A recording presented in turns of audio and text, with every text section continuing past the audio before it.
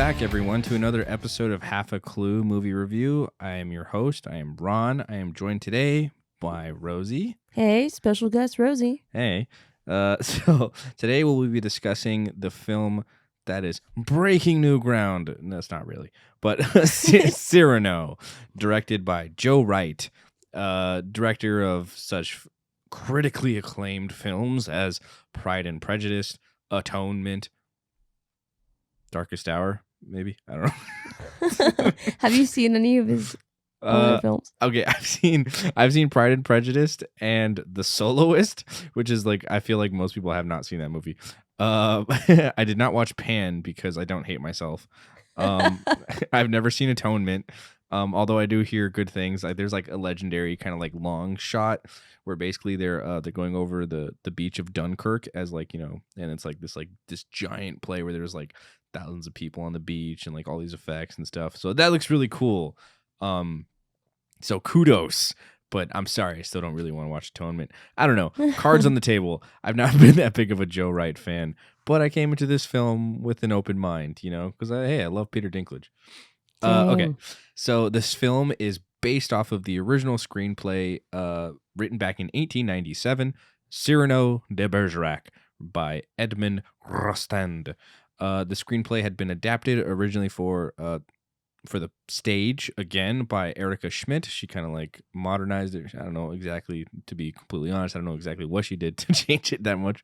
But then she wrote the screenplay for this film, who also happens to be Peter Dinklage's wife. So what? Yeah, nepotism at full display. I'm just kidding. He also he starred in the stage musical. He did. Oh, wait, he did. That is also nepotism. Yeah, what is this, Congress? No, I'm kidding. Cinematographer was Seamus McGarvey, famous for basically all of Joe Wright's stuff. The Atonement, you know, you get the idea. He also did The Avengers and Godzilla, 50 Shades of Grey, Nocturnal Animals, and The Greatest Showman. I was not a fan of that movie, personally. It looked good, though. Yeah, it did. So, hey, there's that. So, great job, Seamus. So, yeah, let's get into this film. Were you at all, like, familiar with the source material or anything before we went into this, or what? Me? Yes. I mean, it's a pretty old tale, right? Everyone's kind of heard a version of it. Going into this, I was super excited. I'm not gonna lie. This was one of my most anticipated things to see this year. You had been talking about it. I had been talking about it. I don't know if I've mentioned this on the podcast before, but I love musicals. I love musicals so much, and just the setting, the story, like, I'm here for this, basically. This is your jam. This is my jam. I'm the target demographic for this film, for Cyrano. Cyrano was made for me. What about you? It was not made for me. No, This is not my target. I'm not the target demographic for this. I was not really looking forward to this film. But were you familiar with the story? I was familiar with, like, the basic concept. Again, like you said, like, it kind of just been around, you know, so it's in other stuff. It's in a movie called The Half of It, you know, which is like... love The Half of It. Yeah, which is on Netflix. So we'll get into that one a little bit later, too, because it's basically like a modern version of this, you know. At least it takes, like, the basic framework of it and adapts it. So, yeah, we just recommend that one. I'm just going to recommend that one off the bat.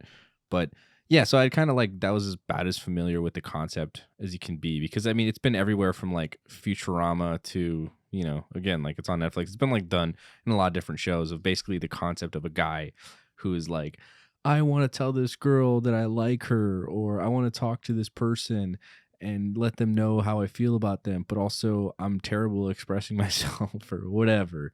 And then an insecure person who's not confident physically. Yeah. But is brilliant and has a great personality. Steps in, and then they team up to try and get the girl. And then shenanigans ensue. What? Yeah, it's been like, I feel like it's mostly been like a sitcom trope. Like, I can't even think of like specific sitcoms that have like done this, but like it's definitely been like around, right? Yeah, like someone hiding in the bushes feeding you lines, or someone having you having an earpiece in while someone's feeding you lines. That happens all the time. Yeah, like it comes around. I can't think of a specific. If you can think of a specific case, or what's your favorite version of this, let us know in the comments. Yeah, please. So anyway, so the creators of this stage musical adaptation were also very linked to the stage play. Sorry, that came out so jumbled. It's okay. We get it. We get it. If you want to restate it more clearly, please feel free. The creators of the stage musical adaptation of the play Cyrano were involved in this film. Specifically, Peter Dinklage, who plays the title character of Cyrano. Haley Bennett, who plays Roxanne. She is not a flower. I'll tell you that much. She is not a flower. And and Christian was portrayed by Blake Jenner, who is not this person, so that doesn't count. yeah. But I mean, he wasn't in the film for, I guess, good reason. Yeah, apparently, just not a great dude. But anyway, but in this film, who plays Christian is Calvin Harris Jr. Calvin Harrison or Harris? Harrison. Calvin Harrison Jr. Yeah. We love our Calvins. Ben Mendelsohn is here, which I love Ben Mendelsohn, honestly. I like seeing him in everything that he's been in. It's just, it feels like such like an underrated actor. I feel like he's going to get that film that's just going to really break him out. And like, I mean, he's an Australian actor. He's been around. He's established. It's not like he's like struggling for work or anything. Yeah. But like, I'm like, I want to see him get as like an A-lister. Yeah, to someone that's like, dude, this guy. This was not the film for that. Though. No, unfortunately not. But I think he did a pretty good job for like what he was given, you know? I think he always does that. He's one of those guys who's like, he's very reliable. He's going to do good in whatever he's in. You know, he'll elevate the source material, I think. He played Deguchi. How do you say that? I don't know. I don't know how to say it. I feel like that's totally offensive. I'm sorry. It sounded a little offensive. Describe his character so that they know who you're talking about. He plays like this very douchebaggy kind of lord who just basically, I don't know, like he owns Roxanne. He kind of has like a hold over her because like she's like not financially doing that well, and he's basically like the kind of guy who would just kind of sweep in and kind of make all that go away and make her life easy. I have money, so marry me. Problem is, he's a big douche. Yeah, seriously, that guy's a jerk. Yeah, like at one point he offers her. He's like, hey, spoilers.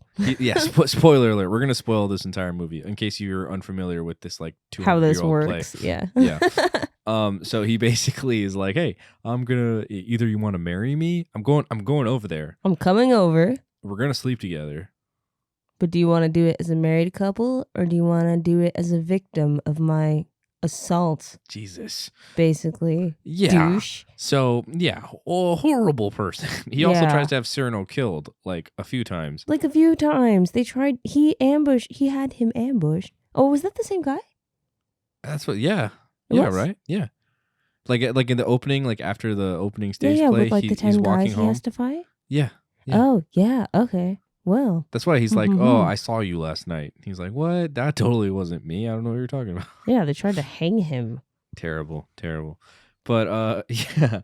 So and like so, there's a lot of great supporting characters here and everything else. But a lot of this film is more about like seems more about like the pageantry, right? It's a musical, right? Yes. So it's like it comes down to like really the wardrobes, the singing, the cinematography, and like we already mentioned, good old Seamus. I think there were a number of pretty decent shots, I think, throughout this film. Oh, definitely. There's like great there's some fun creativity going on with like, you know, the characters kind of like basically it's a very romanticized, like they're running down the streets and it's like raining letters. Especially when they're dancing too. Yeah, that was fun. And that's what I think I appreciated the most about this film, personally. I can agree with that. It looked really good.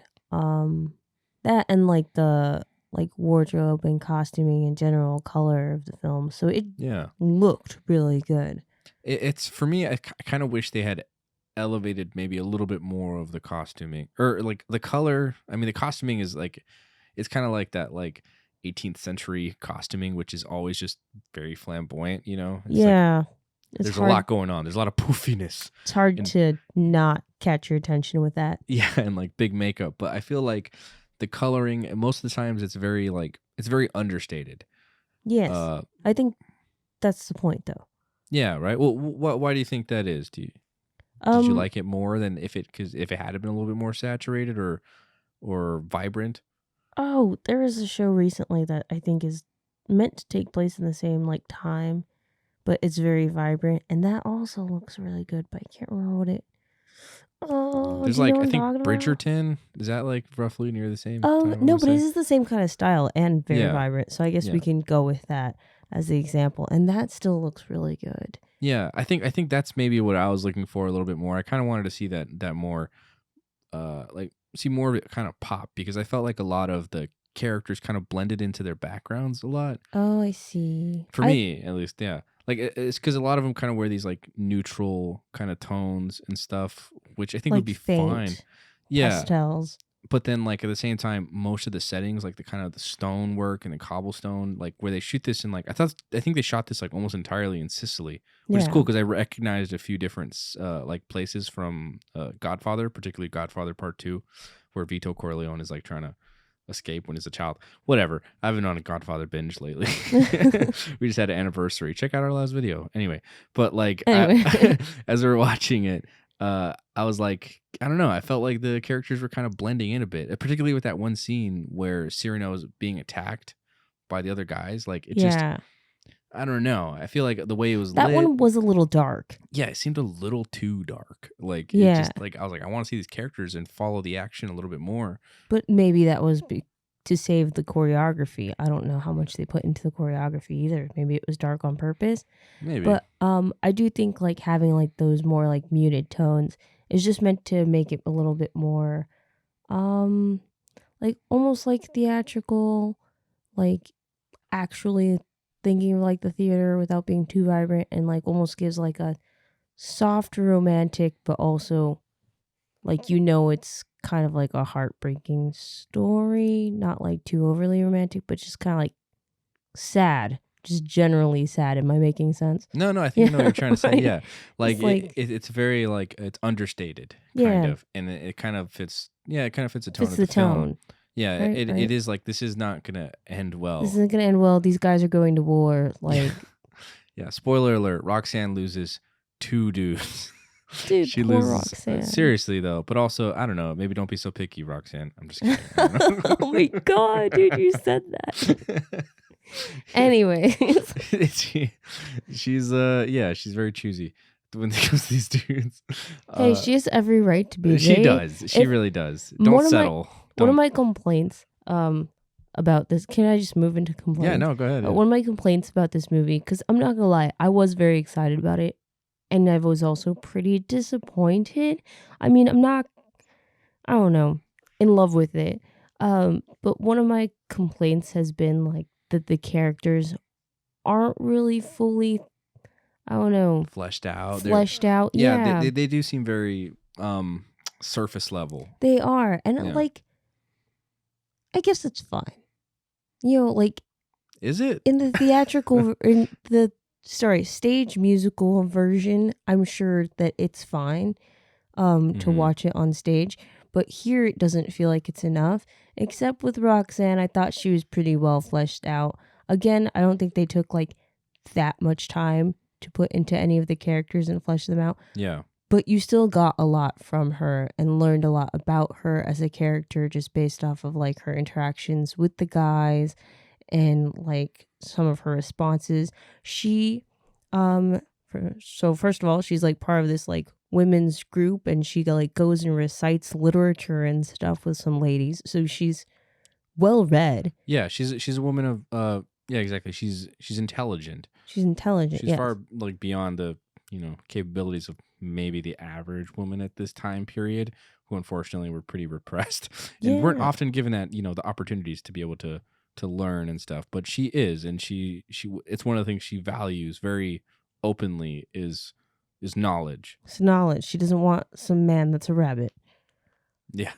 And then on top of that, like her intelligence shows when she's manipulating that one douchey guy that we were talking about that is trying to get her to marry him. Yeah. She's straight up like, oh, well, I could never love a man that doesn't, like isn't brave and at the front lines. forefront. Yeah, front lines of the war. Then like, what would be amazing. Like, you should humiliate Cyrano by not sending him off to war, not giving him the glory. Like, Yeah. again, super brainzy move, but also she's super romantic and she doesn't value money as much as she values romance, although she values intelligence above all. Like, they really flesh her out.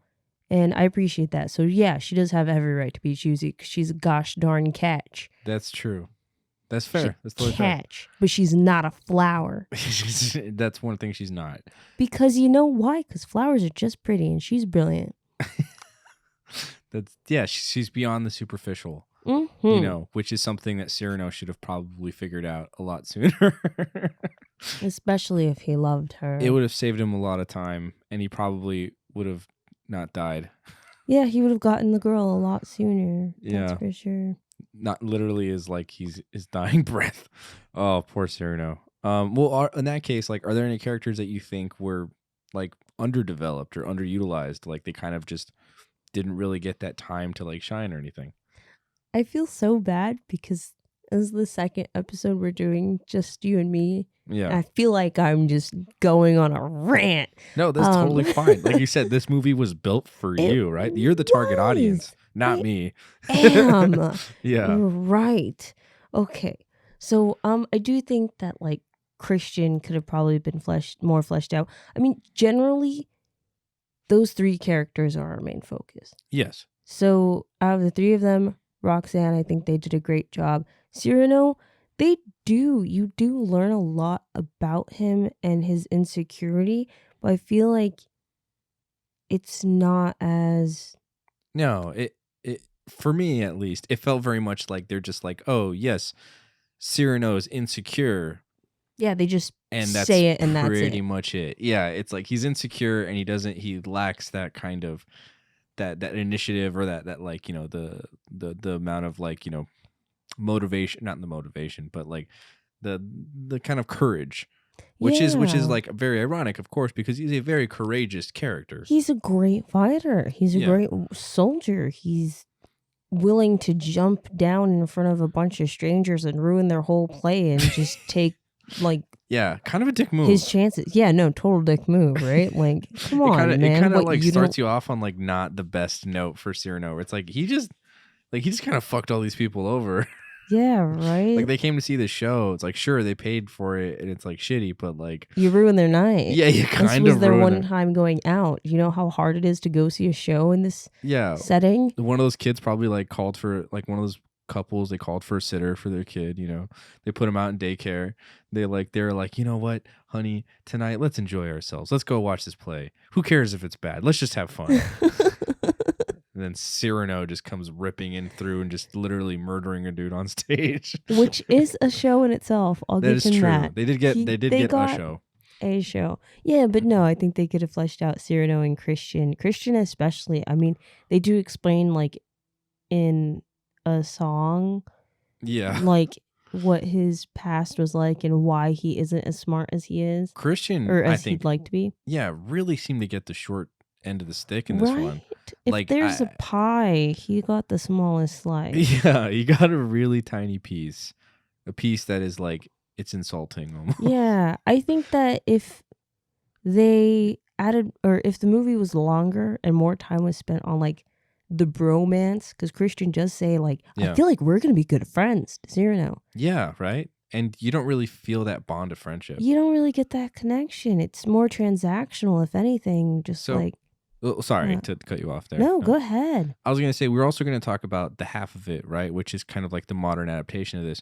And in that version, I think it's a great example. You see the relationship between the two title characters who are basically Cyrano and Christian. Yeah, Cyrano and Christian. And yes, hold the on jock and the rider. Yeah, 2 seconds as I pull up their names. I forgot. The brains and the brawn. Yeah, it's Ellie Chu and then Paul Munsky. Played by Leia Lewis and Daniel Demir. They do such a great job of showing their relationship as like basically he just basically asks her like, hey, look, I need you to help me write these love letters, or basically just texts, because it's modern times. Like, can you help me like text this chick, because like I do letters not too. know. Yeah. He's like, I do not know how to like. He's not eloquent at all, but he's got a very pure heart.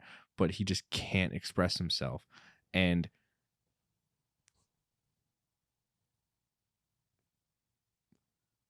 Ellie is kind of like perfect at being able to express that. Like she just knows exactly how to put herself into word, like use the right words. She's like a Yeah. linguist, not literally linguist, but she's like she writes. She writes. She writes essays for money. Yeah. Same way that, I don't know, Cyrano is like a poet. Exactly. But the point is like the fact that you see their relationship grow and you see them like actually like become really, friends. Yeah. Care for each other. Exactly. And I think what's so interesting about that one is the fact that it is like it's a male and female, and he begins to actually fall for her because that's how close they become, and he actually starts to like really understand her. And obviously, I don't know, they didn't necessarily have to do that with the original one. Obviously the original came first, but just in the sense that like having their friendship being one of the main focal points in their relationship, and it makes it all that more heartbreaking when he eventually, when Christian finds out that Cyrano is actually in love with Roxanne, and he's kind of been using him in the way that like Cyrano was using him, like, you know what I mean? Like it's like it makes that much troubling. And like when again eventually Paul finds out that Ellie was essentially like again not honest with him about his feelings towards the main character or his love interest, their Roxanne, which was Astor in that film. But yeah, Astor. But yeah, no, he just and I think that it gives the whole story so much more depth and really like feeds to the theme more about like love and being yourself and stuff, and like how, I mean, okay, so let's just dive into the half of it a little bit. I mean, we already have basically. Yeah, we're gonna be kind of comparing and contrasting these two. Yeah, so there's this one point when Paul is having a conversation with Ellie Chu's dad, and one of them says like, have you ever loved somebody so much, I think the dad, that you don't want them to change? And this is after Paul's realized that he's falling for Ellie, I think. And it's true, like he loves her so much as a friend, as a person, that he doesn't want her to change and be with him. He doesn't want her to change, even though he's grown up in a religious society that doesn't believe that being gay is okay.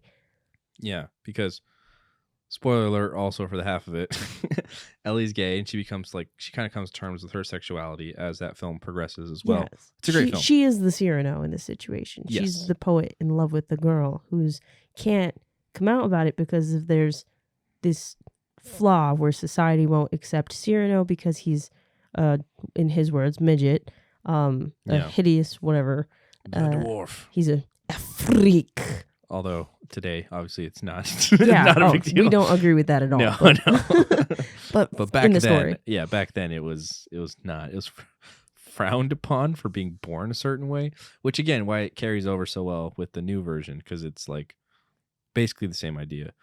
But yeah, no. So in this one, it's like, or in Cyrano, they just their relationship is obviously super underdeveloped. Like they're just super not underdeveloped. They're kind of friends. Like he's just writing his letters for him, but it doesn't really even seem that much like Christian is that involved. Yeah, exactly. He doesn't like read the letters, or I mean, he does kind of read the letters, but there are a lot of letters he doesn't even know about. Yeah, he doesn't find out till the end that he's been writing Roxanne literally every single day. And he's just like, "What? You've been writing her like every day?" And this is like after they're married. Like, yeah, he's married Roxanne at this point. Yeah. And he doesn't know that he's supposedly been writing her every day. So what do you think of like Peter Dinklage's performance as Cyrano? Oh, I am so glad you asked. I almost didn't mention it. So obviously I was really excited about this film, and I had listened to the soundtrack before it came out because I was just so curious, you know? We did. We listened to it. I love musicals. So just having heard the soundtrack on its own before it came out, I was a little worried. I'm not going to lie. I was like, interesting. This sounds a little sing-talky to me. Yeah. So I was hesitant, but I mean, he definitely surprised me. I thought. You liked him better like in the actual film than just a soundtrack alone? Yes, I did. I thought that his performance was great. I mean, obviously he's an amazing actor. He I don't know if he did the fight choreography himself. I think he did, because he did do some fighting in like Game of Thrones, but really not that much. Again, they make a point in that show that as Tyrion, he wasn't really a fighter. Yeah. He was, he was a thinker. And in this one, he's both, which is great. He's the whole package. Roxanne, talk about a steal. You should have gotten Cyrano when he had the chance. How did you not see him? But they make a point of it. But yeah, I don't know. I think he did. Again, he's a great actor. He did great. Not the best singer. No, not the best. Sorry, but I was Peter. pleasantly surprised. Yeah. Who was your best performance then? Who did you think had the best performance then? Honestly, I think the main actress who played Roxanne, Haley Bennett. Haley Bennett, yes. She's a gosh darn angel. Yeah, okay. She has a great voice. Amazing. I get why both of them are in love with her. Yeah. She's got such a beautiful voice. Yeah. Did you have a favorite song in the film? Okay. What? This is easy, right? Okay, same time. What's your favorite? Someone to say. I was going to say that. It's so good. There's a reason it's in the trailer. Yeah. It really was like, I don't know, for me, definitely the best song, like kind of head and shoulders above the rest of the soundtrack, to be honest. It was, yeah. Oh, I'll take that. It was. Yeah. Definitely the best one. Honorable mention though, that song that the soldiers are singing before the war gets serious and they go to the front lines, Wherever I Fall. Yes. Yeah, that was a good one too. That one was so good. Oh my gosh. There's this one part when they just show this one guy who's like kind of got a longer part. And he's talking about what, like his father or something. Oh yeah, my he's God. like, tell them that I died, like tell them how I died. I like said his name, like I'm like, oh my God, I'm gonna cry, dude. They were sending all their letters to their loved ones as they know they're about to go onto this big suicide mission, this battle where they're probably not going to make it, and they don't reveal exactly if they died in particular, but they probably did. Yes, they probably did, and it's very sad. And I think that's one of the best shot sequences in the movie. It's like this one long take where it's kind of like it pulls out as you see the three soldiers kind of like giving their goodbye letters. Yeah, exactly. Male person. Ballads. And then eventually they lead out to, they go out to their fight. Oh, it actually kind of opens into the scene where Christian is kind of confronting Cyrano about everything that's happened. And as he realizes like, oh my God, you're in love with Roxanne. And it's like, yeah, kind of like, no shit, dude. But no shit, dude. He's a rabbit. Be nice. He is. But, and then again, it kind of leads to that anticlimactic, for me at least, the death of Christian when he eventually kind of just rushes out into the battlefield and gets himself shot.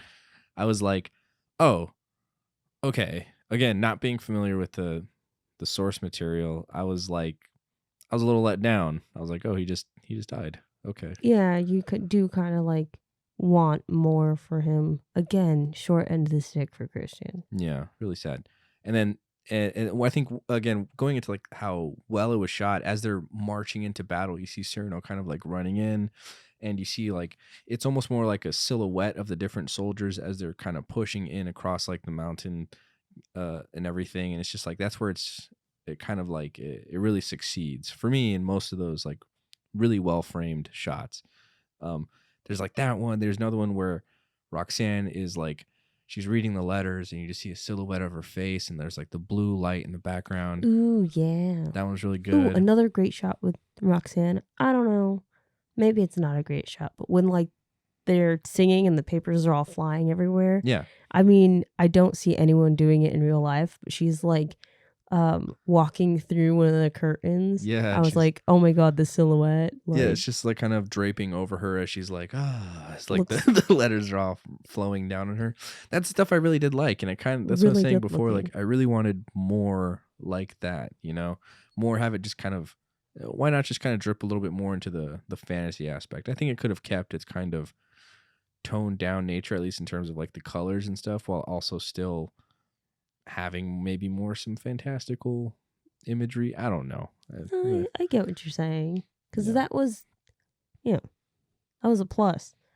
Would you say that the way it was shot is like your favorite part of Cyrano? What do you think they Yeah. did best?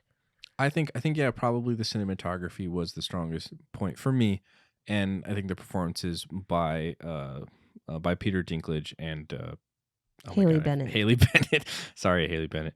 But yeah, I think they kind of really carried it, and for the time that Ben Mendelsohn was on screen, I think he made a really good, kind of creepy villain. He's really good at that. You're so biased. No, he know. is creepy. I know he's like one of my favorite parts of Rogue One. I'm sorry, I did not like Rogue One, but but he was, better than most of the other characters. He deserved more. They totally stole his movie. Anyway, but yeah. So in this, then that's pretty much it. I don't know. Do you have any other like final thoughts or anything else you want to say? I thought the humor in Cyrano was good. Like some of the witty banter, especially like I don't know, whenever there was some back and forth between characters and they're Yeah. like said something and they're like, yeah, I'm sorry, whatever, and they're like, thank you, like give me some credit. Like I don't know, I feel like that happened like a few times, and I was like, like that's cute. Yeah, there was like some pretty witty dialogue throughout Yeah, the film yeah, and stuff. and that I really appreciate. Good quips and stuff. I do think that I don't know, it could have been better. It could have been. Okay. So yeah, do you want to give your ratings? Final rating for Cyrano or for the half of it? Cyrano, and then let's move into the half of it. Okay, for Cyrano. No, I don't want to. Okay, in the first 5 minutes of watching Cyrano, I was like, oh, this is on the shelf. Like, Yeah. I'm here for this. Just that opening thing with the songs and the shots and everything. I was like, okay, that's it. It's on the shelf. But after having watched the entire thing and given it some time to settle in and just comparing it to the half of it, like,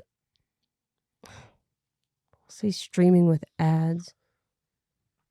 Ooh. I know. It's a little rough. I know. I think I would probably, honestly, again, it's not a film that's for me, to be fair. But I was trying to go into it with an open mind and enjoy it for what it was. I think I might give it bargain bin. I don't think I don't see myself really revisiting this. I think it was, again, shot well, most of the time acted well, but I feel like the writing was it could have been a little stronger in places. It was not my favorite. If you found this in the bargain bin, you're buying it for me. Okay, I will. Okay. Cool. Okay, so let's move on to the half of it. The half of it, directed by Alice Wu, known for Saving Face, based off of, like we said, the play Cyrano, but a modern adaptation of it. Alice Wu also wrote this, shot by, hold on 2 seconds. Looking it up. Double checking. The half of it. So when he says a modern adaptation, this means like like we already said, there's questions of sexuality, different sexualities. The main character is a woman. There's talk about like being a minority, Asian Americans, and there's a lot of texting. Yeah, there is. The DP was Greta Zozula, who is like, honestly, I think she did a pretty good job with this film. Again, it's like, it's not like it's kind of the opposite for me in terms of like how the way they handled Cyrano versus this, where the cinematography is very understated, but done very well, because this takes place in like a small town, and basically it's almost like kind of has like a high school kind of romance to it. Like it's basically a coming of age story for Ellie. It totally is. Yeah, and I think it works better for this film, and I think the writing is what really kind of excels in this film, because you get to see the relationship between Ellie, Paul, and Aster, and their three-way kind of like love triangle romance thing of where Ellie is in love with Aster, Paul is in love with Aster. Aster really seems to kind of fall for Paul, but of course it's because of Ellie, and then she kind of like realizes that near the end. And yeah, sorry, were you gonna say something? Oh, but also there's someone else who wants to marry her as well, just like with Roxanne. Yes, this guy Trig, who's a pretty kind of like basic dude, and I think they could have very easily just made him like A douche. yeah, like a douche, kind of like they do with Ben Mendelsohn's character, where he's like a complete jerk, and it's like, well, of course you don't want to be with that guy, but this guy, he's not really that bad of a guy. He's fine. Yeah, he's fine. He's just kind of like whatever, but it's not what she's looking for. She wants that extra, like that spark, that extra, like that person who has that kind of inner fire within them, that desire, the artistic kind of romantic mindset.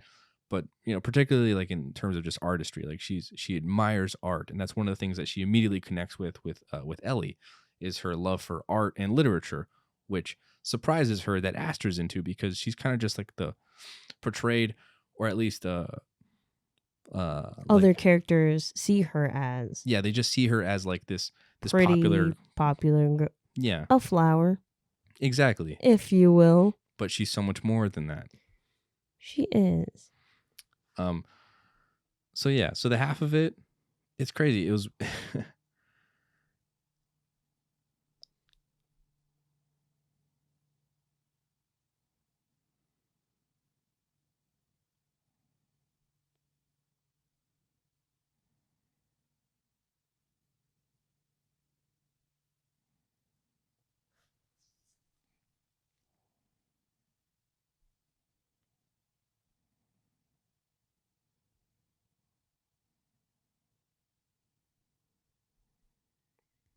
she really tackled this film with like a lot of desire to really kind of explore, I think, more of like the dynamic between the three characters, again, which is, I think, what's so great. That's like the heart of this film.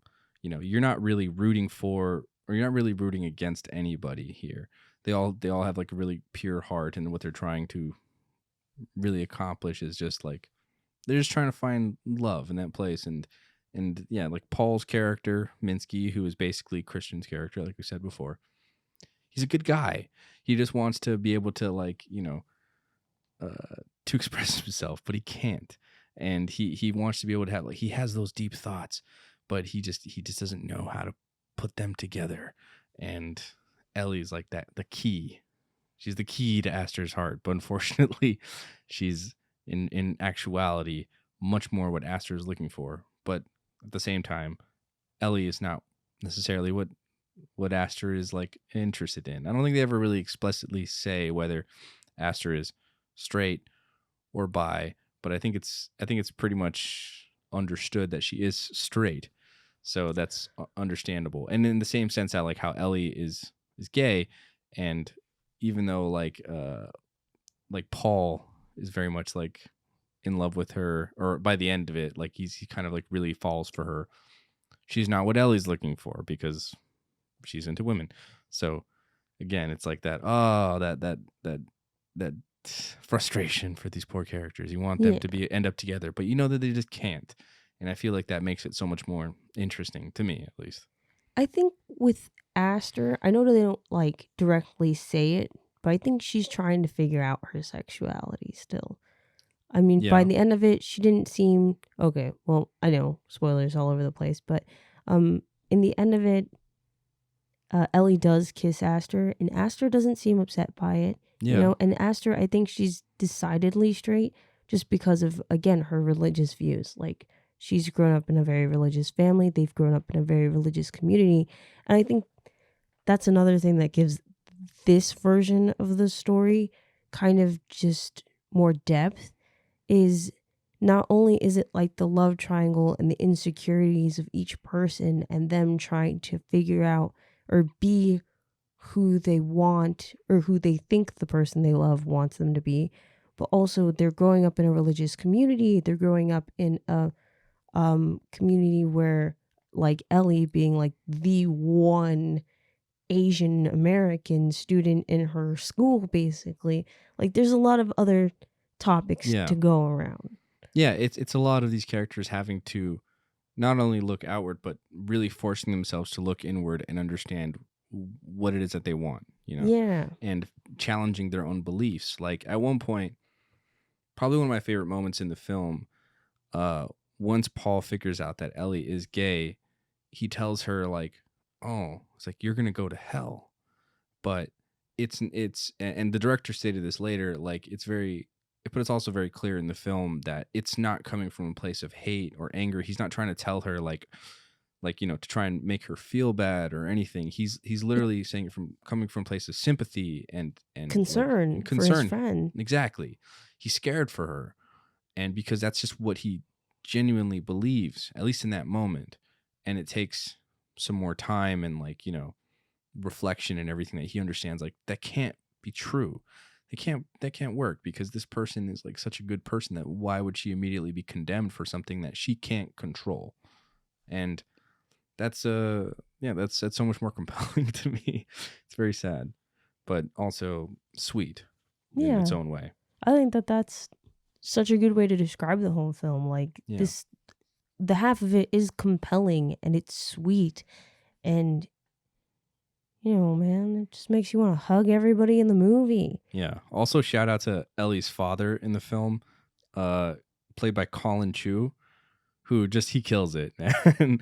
He basically is just like the sympathetic ear that both Ellie and Paul kind of lean on. He is great. He's so good. There's this scene where where Paul and Ellie's dad are like cooking together. I was just like, oh my God, like, I love him. He's great. It's so good. Okay, so do you want sorry, I was gonna wrap up. Do you have any final thoughts? Do you want something to say? One last thing. Also, no, please. Ellie's dad, I think he also really helps bring up the issue of being a minority in this situation. Oh yeah, absolutely. He's like an engineer. He has like a degree and stuff, and they talk about how the only reason they're living in this small town was to get him on his feet before he can go work like a really good paying job. But the problem is no one can really understand his English, and that he's not confident in his English, so they never really were able to move on. And it's just like, that's a whole other struggle that's being discussed here. It's on the table. Yeah, it talks about like immigrants and their basically the issues that they struggle with trying to just establish themselves in a country that often view them as outsiders, Yeah. And it's really tragic that this guy who's way more capable than what he's kind of like just been served in this community. But at the same time, he's just like, more than anything else, he just wants to see his daughter be happy, and he just wants the best for her and her life. And and I think ultimately he succeeds. Oh, you're getting teary-eyed. I love this movie. It's so great. Okay, so let's give our final thoughts and opinions. Thoughts and ratings. Okay. And you go first this time. Okay. Honestly, like I've said, I don't know, I feel like I've kind of said everything I want to. So like it's really a great film. I think it really elevates a lot of the source material. It takes the basic idea, but it goes beyond it, kind of like that sitcom version of it. It becomes much more compelling and sweet. So I'm gonna put it on premium streaming, because I really do enjoy it. I highly recommend that you watch it. If you like this idea, then this is a great film to watch. And yeah, it's, I don't know, on the shelf. Or sorry, premium streaming. Yeah. Freudian slip there, Ron. The funny thing about Ron saying that it's on the shelf is that, for those of you listeners that don't know, Ron and I live together. Yeah. So our shelf is the same. So when I say it's on my shelf, I mean it's also on your shelf. That's true. Yeah. So basically on the shelf all around, the half of it's great. That's true. It's going to end up on the shelf regardless. I love it. It is just, it's heartwarming. Like you said, it's the same story we've heard a bunch of times, only just with so many more issues, and it's so much more compelling, and on the shelf, the half of it. I would watch it over Cyrano, sorry. Oh, okay. So if you've seen Cyrano, again, we're highly recommending you watch the half of it. If you've seen half of it and you want to see the original, again, check out Cyrano. Watch them back to back. The half of it's on Netflix. Yeah, let us know which one you like more. Have you seen one and not the other? Let us know in the comments below. We appreciate every single one of you. Every time you guys like or subscribe, it means so much to us. It does. We do get excited every time we get Oh, a subscriber, so yeah. thank you. We just hit a big landmark that I'm Yeah. so excited that we finally passed 100 subscribers. And Thank you, woof, guys. holy crap. We threw a celebration. Not really, but we celebrated in our hearts and minds. We are so excited. It means, again, so much to us, the fact that that over 100 of you have actually subscribed and continue to listen. That just means a lot to us. So You like what we say. Thank you. That's why we do it, for you. yeah, so if you have any more suggestions of any kind of films you want us to talk and review or even compare to each other, please let us know. And yeah, have a great night, you guys. We love you. Love you. Bye. Bye-bye.